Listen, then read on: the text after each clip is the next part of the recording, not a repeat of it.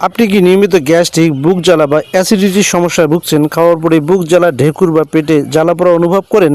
তাহলে আজকের ভিডিওটি আপনার জন্য। এই ওষুধটির নাম হলো ডেক্সন্যাপ 30। এর মূল উপাদান হলো ডেক্সল্যান্সোপ্রাজল 30 মিলিগ্রাম।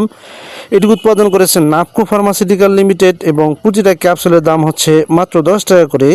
এই ওষুধটি পেটের ভিতরে অতিরিক্ত অ্যাসিড তৈরি কমাতে সাহায্য করে। গ্যাস্ট্রিক, অ্যাসিড রিফ্লাক্স, বুক জ্বালা, আলসার এবং খাবার হজমে জ্বালাপোড়া কমাতে, এছাড়াও অন্যান্য গ্যাসের সমস্যা দূর করতে ডাক্তাররা প্রেসক্রাইব করে থাকেন। ডেক্সন্যাপ 30 এর একটি বিশেষ সুবিধা হলো এর ডুয়াল রিলিজ টেকনোলজি, মানে এই ওষুধটি ধীরে ধীরে কাজ করে এবং দীর্ঘ সময় পর্যন্ত পেটের অ্যাসিড নিয়ন্ত্রণে রাখে।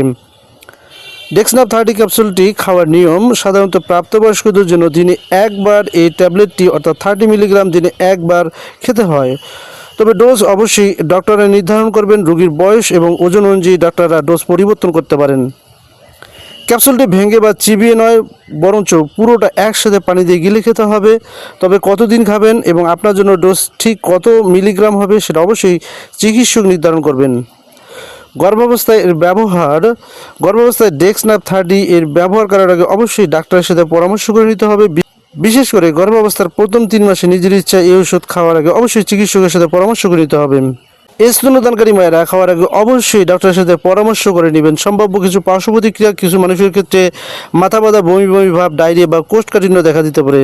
সো বন্ধুরা, ডেক্সন্যাপ 30 একটি প্রেসক্রিপশন মেডিসিন অনলি, তাই নিজের ইচ্ছায় দীর্ঘদিন ব্যবহার করা ঠিক নয়। অবশ্যই চিকিৎসকের পরামর্শ নিয়ে ব্যবহার করতে হবে। ভিডিওটি যদি উপকার আসে তাহলে লাইক দিন এবং এমন স্বাস্থ্য বিষয়ক ভিডিও পেতে চ্যানেলটিকে সাবস্ক্রাইব করে দিন।